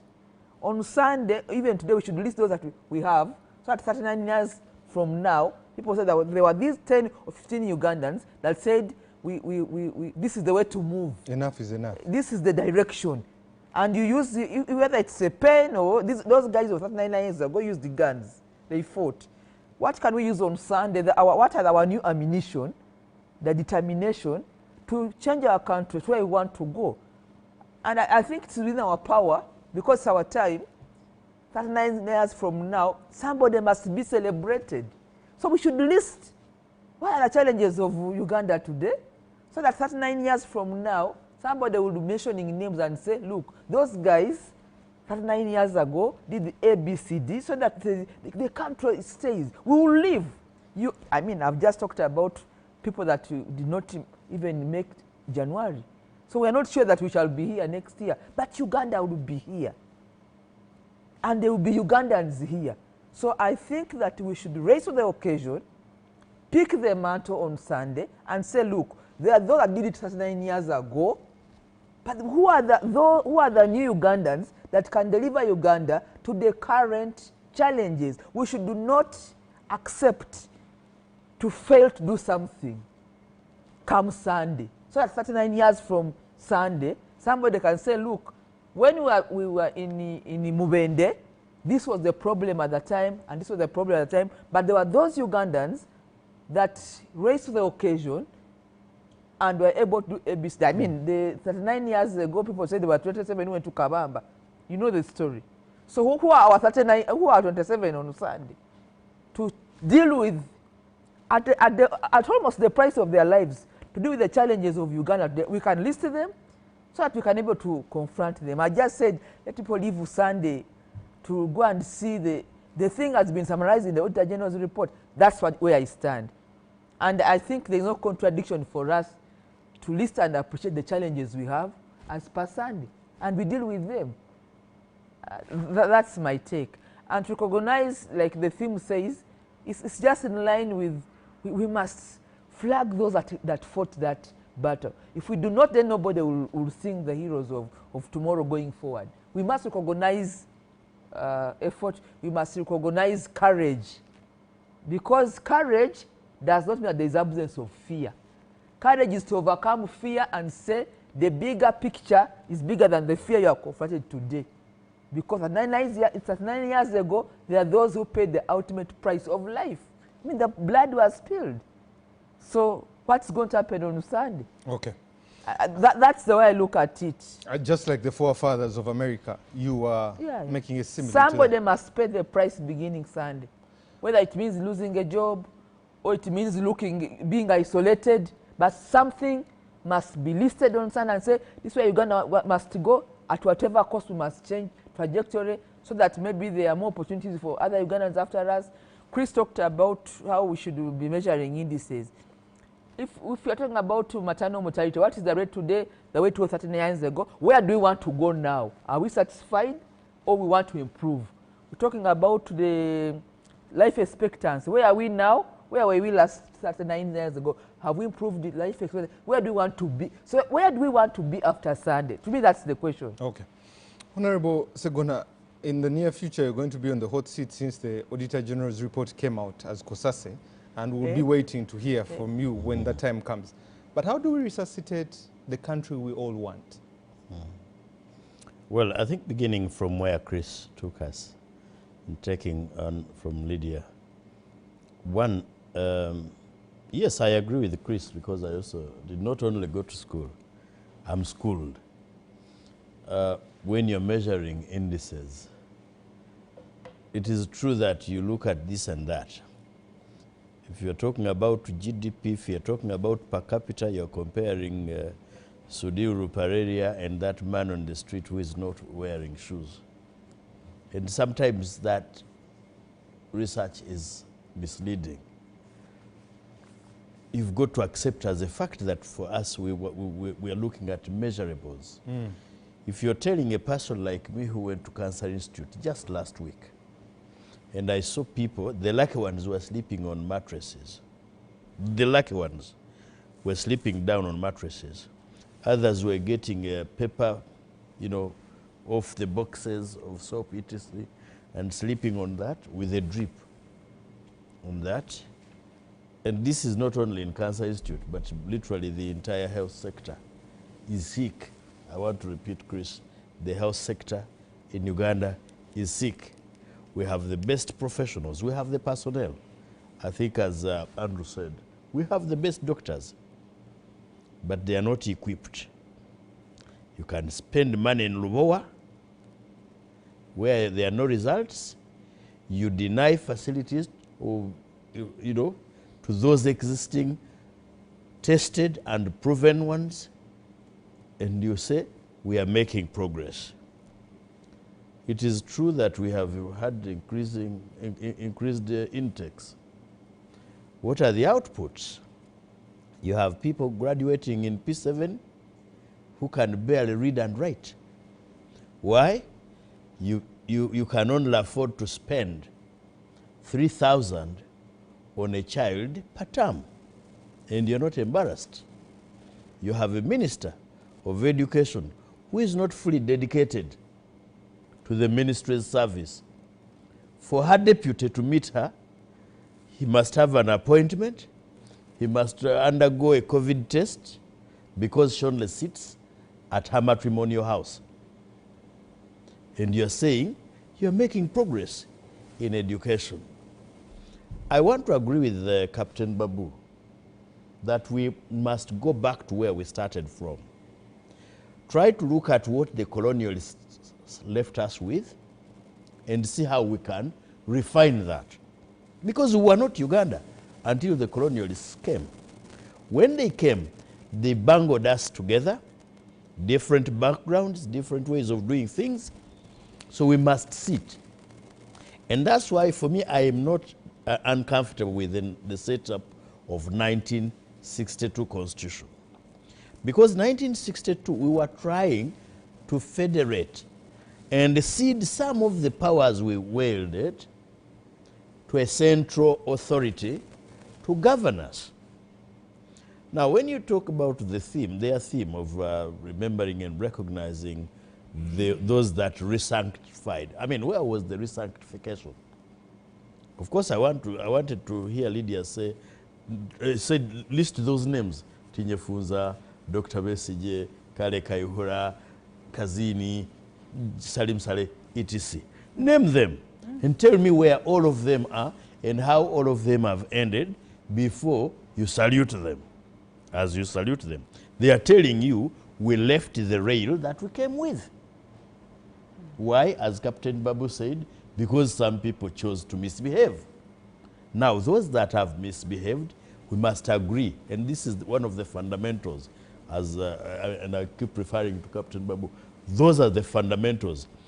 You may even forget about the individuals and ask a question. If people deviate and walk away with our money, how do we deal with them? If you employ people who are not qualified for the job, how do we deal with you? I mean, I always get offended when people talk about, you know, you employ people from different sub-regions because of ethnicity. You mean in those ethnic communities, there are no qualified and competent persons? But you go and employ, because you know this one gave me cassava when I was fighting. I mean, they also ate my cassava when they were fighting. If you go to those communities, choose the best. But you bring us people who cannot even swear in parliament. Why? And you tell me those are the ones that have come from their communities. They are better qualified and competent people that can run this country. But besides, you're talking about attrition rates at parliament and in government. There is one common denominator, at least, who has not been affected by that attrition rate. why do we continue to fail in what we do? Yet for him, he's always there. And he's holding the steering. My problem is that, my issue is that probably we need to change that one. Captain Babu talked about Lee Kuan Yew. How did he go? He actually resigned and said, I want to hand over to a younger generation. There was a man, I think, called Go Check Teng Tong. He handed over two. This one knows those names because he belongs to a younger generation. He said, by the way, I think I have ruled. Let me go. I'm old. Let me hand over. That's what President Nyerere did. Actually, they told him, no, you can't go. You do not have a good replacement. He said, if for all these years I do not have a good replacement, then I'm a bad leader. And he told them, I am going. He said, one of you must come up. And they started coming up. So, to sum it all, I think the NRMs have reason to celebrate. I mean, Timothy, even if you're a thief and you succeed, you will celebrate. It does not mean that you're celebrating for the rest of the community or that the community is celebrating with you. You're going to watch as they go to celebrate. The country will not be celebrating. Okay. Thank you very much. I'm going to give each of you a minute of parting shots. I'll start with Honorable Lydia, Honorable Sseggona, Old Man of the Clan Andrew, Honorable Captain Francis Babu, and lastly, the Honorable Minister. Your minute, Honorable Lydia. If I had an opportunity to contribute the speech of the President, I would write 1 or 2 paragraphs basing on the Auditor General's report so that we redirect where we want to go as a country, because the biggest issue now in the next 39 years is service delivery, because we've fixed security and stability in terms of conflict, the open conflict, the silence of guns. But that does not mean the absence of conflict or instability, because there is instability in the pockets and survival, household incomes. And we can fix that if we fix the issues, the tracking records or the tracking of service delivery points, but also delivery to the wananchi. And the population is growing, and that should tell us that it's going to be, if we do the due diligence, then we'll be able to deliver and keep improving the social demographic indices that Chris Baryomunsi talked about. They are improving, but they can do better. Life expectancy, infant mortality, child mortality, all these can improve if we improve service delivery, fixing the infrastructure, and even the socio-economic, the household incomes we are talking about. If we fix the way we do business, if we fix what the Auditor General has been able to highlight in just beginning, we must start somewhere. So if we could start with this year's Auditor General's report, I think we shall get back on track and be able to deliver to our people. The beauty about Uganda, as I conclude, is that this country is in the hands of Ugandans. So if you are patriotic, we'll be good to go. Thank you very much. Honorable Sseggona.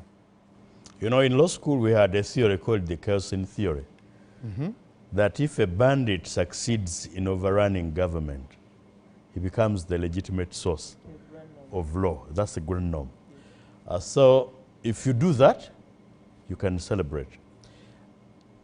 Progress is not measured by the way I saw my brother Genome Museveni fighting to cut a pineapple as if he was cutting a mvule tree. A week before, he had struggled to cut a banana, you know, a bunch of banana, and fighting so hard, and you say, is this eucalyptus or is it a banana? That's not how you measure progress. Finally, I agree with Captain Babu. I think it was a night for agreement with him. We need to go back to the basics. Sit down together and agree on things that we can agree on. And agree on those that we disagree on, and agree on the manner of our disagreement. Okay. Without involving and inviting the guns and the soldiers. This business where you find soldiers in army uniform saying, we will not hand over power to those ones. That is not progress. That's not democracy. That's not what the man deceived us with on the stairs of Parliament. Thank you very much. Old Man of the Clan, Andrew. That people, we leave Ireland, our viewers go to sleep. Captain Francis Babu. Thank you very much. You know, I've been watching the American elections quite a bit, and I saw the swearing-in ceremony. There have been all sorts of things talked about for those who have just got out of power, the President Biden and the Vice President. But even with all the animosity which was there, they came and sat down and looked at Trump and handed over power to a person who refused to hand over to them. Now, to do that, you need to build it. It does not come automatically. This is not a magic. You know, you're not looking for magicians. You've got to sit down and build this brick by brick. And let me go very far. This thing you people call democracy, in all those countries where it has succeeded, they first united those countries. In Britain, they had to unite the country. In United States, they came from Britain and went there and united. First they had 13 states, then they added on more states until they had 50 states. Okay. So I want Ugandans to wake up. If you want Uganda to be what you want it to be, and I want to warn those, liberation, no. In fact, you should make sure you support this liberation so that they don't continue making the same mistakes. So if there was a liberation, and it's for Uganda, you people who are in holding it, are you doing the right thing? And therefore for us, we want you to fulfill what you promised when the liberation was started. Thank you. Lastly, the Honorable Minister. Yes, my parting shots are that a lot of progress has been registered in the 39 years, but there is still work to do.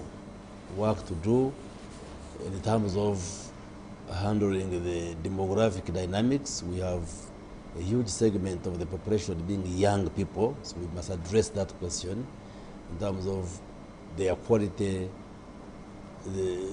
harnessing the demographic dividend as such. Issues of wealth creation and fighting poverty remain very crucial. Improving the quality of social services in the country remains very crucial. There is work cut out for the NRM. And I would still insist that NRM is the party for the future, because the alternative institutions I see, I can describe them as vacant constructs with no ideological deepening. And as we stand now, we should still put our hope in NRM for the future of this country. And we are up to the task to continue the leadership. Thank you very much. Let me read just 3 messages so that we call it a night. The minister is about going to school and being scientific to justify his point. I agree, but practically he is not critical enough to look at what is lacking. The percentage of the poor is lower in 1986, but the absolute and actual number of poverty in the country is higher.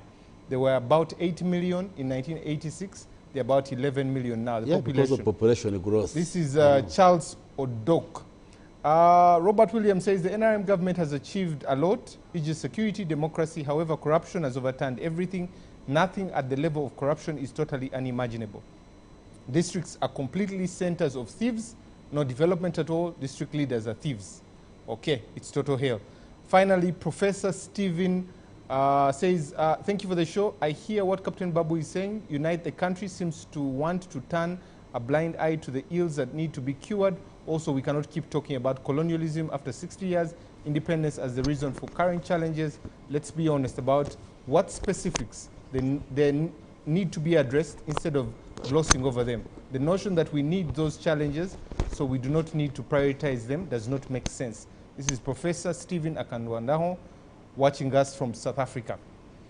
I want to thank the gentleman and lady for coming through. Thank you very much.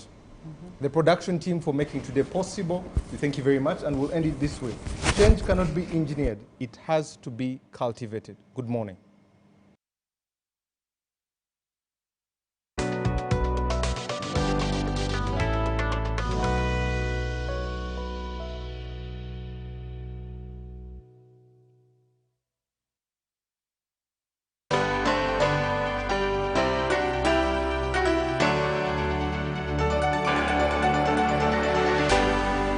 UBC, inspiring Uganda.